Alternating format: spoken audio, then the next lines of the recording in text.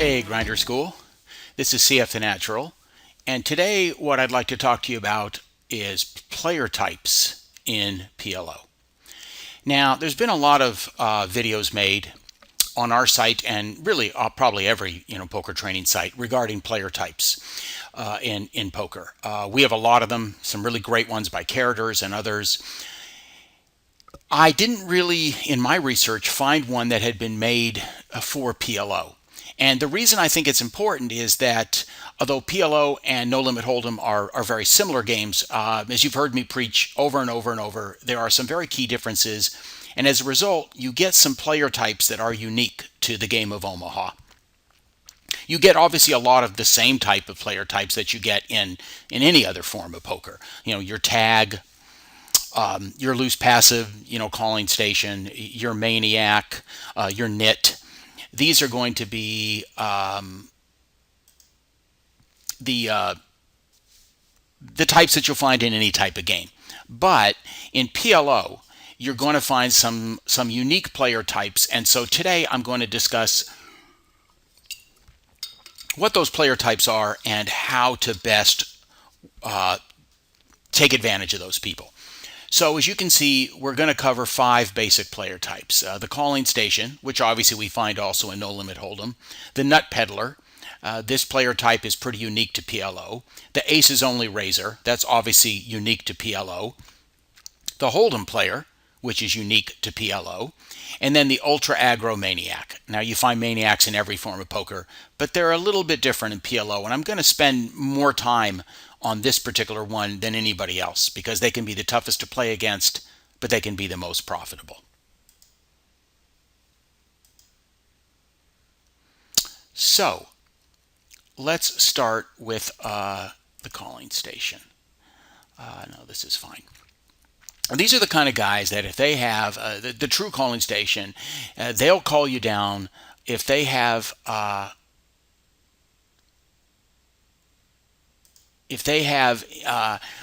any kind of an out sometimes. As I say here, even sometimes just a gut shot to the third nut straight. They're not going to fold an overpair. And of course, these are the guys that will chase draws against the odds. They don't know or understand that when you get to the turn, you've only got an 18% chance to hit a flush or something. And so they'll just keep calling you down. These guys are a great source of profit for obvious reasons because they're a station. But you have to be cautious if these guys suddenly get aggressive. So there's 2 strategy adjustments that I tend to make against the calling stations in PLO. First of all, do not justify their bad calls by paying them off on the river if an obvious draw comes in. Okay, we know that these kind of guys are calling down with draws or some kind of a pair or 2 pair. And so if an obvious draw hits on the river, if you have 2 to the flush on the flop, a 2-tone board, and the third to the flush draw comes in on the river and they make a good size bet, don't pay them off if you don't have a flush or you have a weak flush. It's just too obvious what they're doing. So like I say here, if you bet pot on the flop and the turn with your set and the flush draw comes in on the river, you got to fold to their big bet, okay? Don't make the mistake of paying them off. We do want to charge them for their draw, but if they get lucky and hit, just let it go. Make sure against this type of player, number 2, that you bluff less and you value bet more. Now, we're not bluffing a lot in general in PLO, at least if you're following the instructions that I give. But against this player, you really want to be careful about doing it. As I say here, the best way to take advantage of a calling station is to simply punish them for their loose calls. So we don't want to slow play even our strongest hands. When I flop top set on a dry board, say king 7 deuce rainbow, and I have a pair of kings. So I have this board basically crushed. I will still bet. Maybe not full pot, but I will bet every street against a calling station. I'm not going to check. I'm not going to give him free cards. I want to get value out of this player because on a board like that, even if they have a pair of queens, they're not going to fold. So be sure to value bet the crap out of these guys, but let the hand go if the obvious draws come in. Okay, next we have the nut peddler. This is sort of equivalent to the nit in No Limit Hold'em, but with some differences.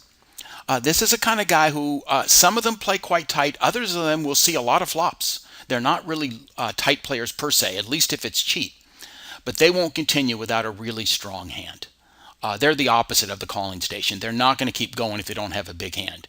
You want to identify these players early on, and you want to use a couple of tactics to try to gain an advantage on them. First of all, if they call your raise, you want to c-bet most of the time because they're going to fold such a high amount. In Omaha, we don't c-bet nearly as much as we do in No Limit Hold'em. And I've covered this in other videos. That's because we're rarely heads up. We're almost always multi-way. People don't fold because they have 4 hole cards. They have so many more drawing opportunities and so many more chances to hit the flop that they're not going to give up. But these type of players will give up most of the time. They just won't continue without a big hand. So if you're up against one of them, you do want to c-bet a high percentage of the time. If they call and the turn doesn't make an obvious draw, you're going to tend to second barrel more against these guys than you would against anybody else. Most of the time in PLO, if we do c-bet and we don't improve on the turn and we just have a so-so hand, we're not going to double barrel. These are the kind of guys that you would consider double barreling against because they're just very tight and very cautious. Now, bear in mind that they will fold to a half pot bet just about as often as 2/3. So when you do c-bet against them, and I'm talking not for value, but sort of as a semi-bluff to get them off a hand, be sure that you take advantage of that. Okay, unless you have a big hand, don't bet more than half pot because it's going to work just as well as a bigger bet. And the second point is pretty obvious. Get out of the pot when they raise or they re-raise you, unless you've got a monster holding. Just like the nit in No Limit Hold'em, you know you're beat when these guys suddenly get aggressive. If a player like this is raising or re-raising you, they have got generally the stone cold nuts or something very close to it. So don't pay them off unless you have a really big hand. Okay, now we're going to talk about a player that is very unique, obviously, to Pot Limit Omaha, and that's the aces only raiser. And these guys are exactly what their name suggests. They only raise and often only 3-bet when they hold, ace, ace, XX. Now, I'm the type where I don't 3-bet too often in PLO unless I hold an ace, ace, XX hand, but generally mine would have to be at least one suit, and the side cards have to be decent. In other words, if I hold ace, ace, 7, 3 unsuited, I am not going to 3-bet. And in certain times, I won't even raise, maybe in late position, but I'll often limp behind because that's just not that good of a hand. These are the kind of players that generally, anytime they get aces, they're going to be raising and maybe 3-betting if there's a raise in front of them. And that's the only time they do it. Now, this puts their hand very face up. And so it allows you to call with most of your holdings if you follow the rules post-flop. Okay, and by call, I mean both a raise and often a 3-bet also, because we know what they have. So unless you've got a really crappy hand, or maybe like king, king, XX with no suits, so in that case, you're dominated by their aces, and the only way you can improve is to hit a king, you probably dump that. But most of your holdings, you're going to be able to call the raise or the 3-bet. If the flop comes with an ace, just give up immediately, okay? Unless you hit a monster combo draw, because we now know that they've hit top set, okay? There's just nothing else they really have. It's the only time they raise. So unless you hit a big combo draw, where like a straight and a flush draw or something like that, you just don't want to go up against them because you know that they've got a really big hand. Secondly, against a player like this, a low straight or small trips or even 2-pair can become a very big hand post-flop. Because these are the kind of guys that sat around for 30 minutes plus waiting for their big hand, their pair of aces, which is sort of a no limit hold'em type of an attitude in this game. And it's going to be hard for them to fold. Okay, these guys don't play that many hands. They certainly don't raise unless they have aces. So when they finally get aces, they sort of have tunnel vision. They just don't want to let that big pair go because they waited so darn long to get it, and they put such a high value on it. So you'll be more inclined to stack off against a player like this with, say, a good 2-pair or trips or something, whereupon against another player, say like myself, who has a wider range for raising and is more careful, you wouldn't be doing well stacking off with that. Okay, so let's talk about the Holden Player. we see a lot of these type of players in Omaha, a lot of them. And this again is a player that is specific to PLO. Obviously, don't find him in Holden because Holden players are Holden players.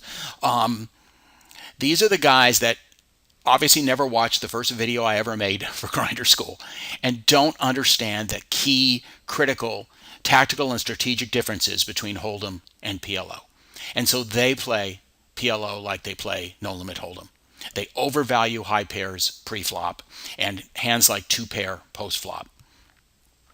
And for a player like this, a queen queen XX hand is good enough for a 3-bet. And even unimproved, they'll play a big pot with a one pair hand like queens or kings or aces. Because in No Limit Hold'em, that's the way you play. But in PLO, that can be suicide. It's really easy to win big money from guys like this. They can be some just like total ATMs for you. So a couple of points to follow. First of all, coordinated hands go way up in value. And by coordinated hands, I obviously mean rundowns, hands where the cards are coordinated, like ace, king, 8, 9, suited or double suited, 7, 8, 9, 10, 8, 9, jack, queen, things like that. Even the lower rundowns can be a monster against somebody who's going to overplay high pairs. If you have a pair draw combo, meaning on the flop you hit a pair plus you have some kind of good draw, you can be 70% plus to win against somebody that just has a pair of aces or a pair of kings. Don't hesitate to get the money in against this type of player in a spot like that. Secondly, one thing I do is I play more suited aces against these types. Because if they hit two pair, they'll pump money into even the wettest boards. I've seen guys like this hit top two pair, and even though there's a 3 to a flush on the board, they'll still stack off. They just are thinking with a Holden player's mindset, which is that, well, what's the odds that he has the flush? Because a flush is hard to hit. In Hold'em it is. In PLO, when you're getting 4 hole cards, and there are several people in the pot, it is not hard to get a flush. It's really easy. And you do not want to be playing hands worse than flushes on flush boards. And so you don't want to chase draws endlessly. But if you can call a pot bet on the flop with your nut flush draw, it's worth it. Do so, because if you hit, you can get their stack. If you miss your flush draw, then on the turn, yes, you're going to have to let it go. But the majority of time, if I have a nut flush draw, I will call even a full pot bet on the flop. Because if I hit, I'm going to win a big pot, maybe somebody's entire stack. I mean, if there's a raise and a re-raise after that, I'll probably fold if all I have is a flush draw. But if the pot is 70 cents and one of these guys bet 70 cents, I'm going to call with a nut flush draw because it's worth it. So bear that in mind. Okay, the final player that I want to talk about today, and I'm going to spend more time on this guy, is the Ultra Aggro Maniac. Now, we've all seen Maniacs in poker, but in PLO, they're far more common, and I think they're just crazier than in any game I've ever seen. You see these guys that they pot raise or 3-bet literally every single hand preflop. Any 4 cards are played the same. Raise, re-raise, 3-bet. And then they will bet pot on virtually every flop. And if somebody is still left on the turn, well, hey, bet pot again, and let's see if we can get rid of them. These kind of players, and I'm talking guys that, have, they have statistics like, 90, 78, 85, 67. I mean, just crazy, crazy stats. They use their chip stack and just unbridled aggression, random aggression as a weapon, just trying to bet anybody and everybody into submission. Now, these type of players can pick up a lot of pots, when nobody flops a big draw or a made hand against them. They will just bet and bet and bet, and it's hard to call them down when you're not hitting anything.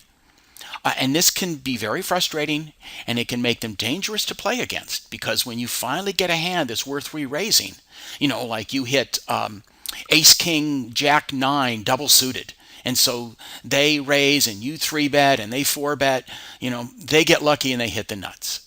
They have something like 10, 7, 3, 3, and then the flop comes 3, 10 something, and your hand is cracked. It can be very frustrating. But like any bad player, they can be a great source of profit. But you've got to stay disciplined, and you want to use their crazy random aggression against them. So here's some rules to follow, or some ways that I play against these type of players. And let me just say, in No Limit Hold'em, yeah, you'll see a Maniac here and there. But I mean, how often do you really see a guy playing 90-78? Once a month? Twice a month? I see guys like that every single session in PLO. And that's why I'm spending some time on this player. I'm talking every single session. I've been at tables where there's been 2 or 3 of them at one table, literally. So there isn't a day that goes by that I don't face one of these players. That wasn't the case in No Limit Hold'em. And that's why I think it's so important to really know how to play against them. So the first key is to identify, number one here, what kind of maniac they are based on how they react to resistance. Because there really are 2 different types. One type continues to bet when somebody plays back at them. It doesn't matter. They opened with any 4 cards. You suddenly, 3-bet or 4-bet them. Maybe somebody raised, they 3-bet. Now you 4-bet them. You're a tag. Anybody in the world, a 3-year-old would know you got a big hand. They just go ahead and put the money in or 5-bet. They just don't care. They're just looking to get lucky. Then there are other types that will slow down when that happens.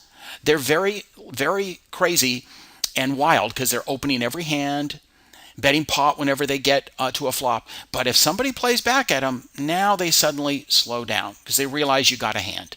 They can't just push you around. So you need to identify which 2 types of players it is.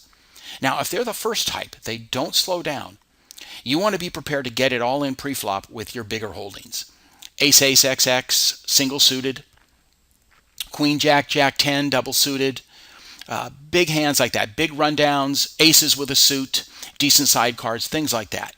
Now, it can be high variance. Like I just described to you, they can have a random hand and then suddenly hit a 3-3-9 flop, and they had a 9 and a 3, and they beat you. But somebody's going to get this person's stack, and it might as well be you.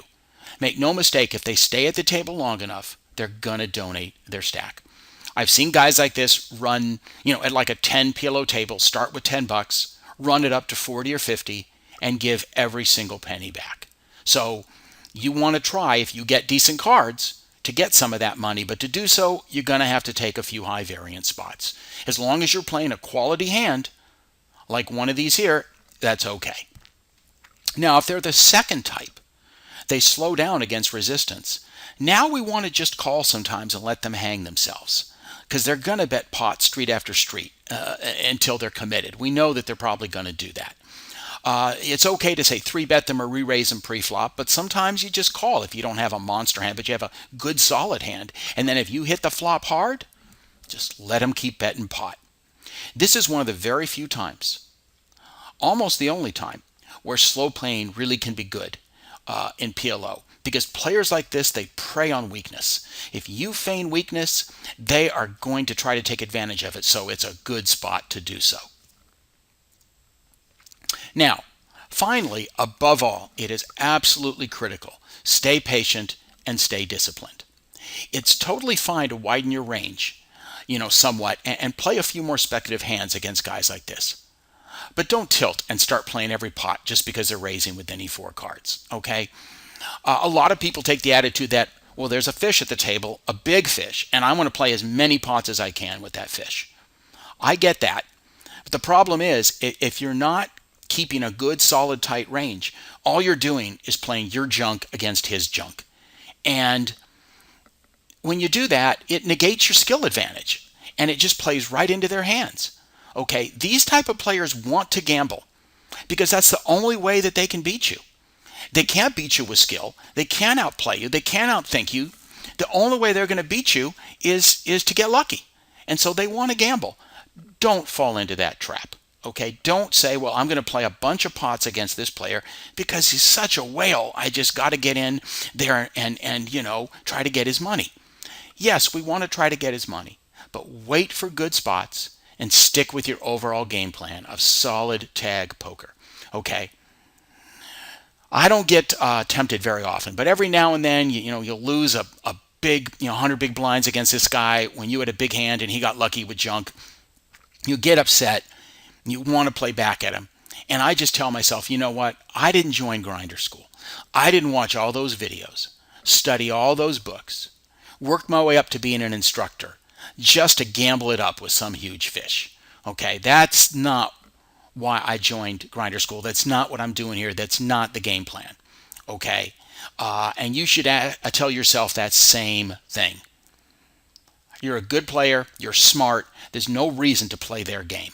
Okay. You may get a good enough opportunity to stack this idiot, and you may not. But trying to force the issue is always going to be a huge mistake. You just have to wait for it to happen. If it doesn't happen, then there's nothing you can do.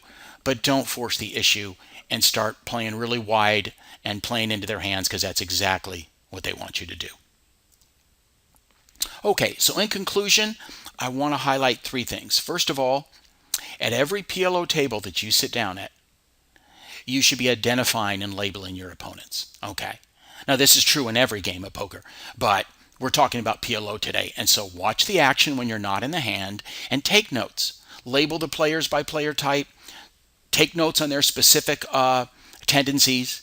Okay. You should, within the first 10 or 15 hands, have almost everybody at the table at least a preliminary identification of what category they fall into. Now, secondly, just as no 2 snowflakes are alike, no 2 poker players are exactly identical. Bear in mind that these player types are our general guidelines, okay?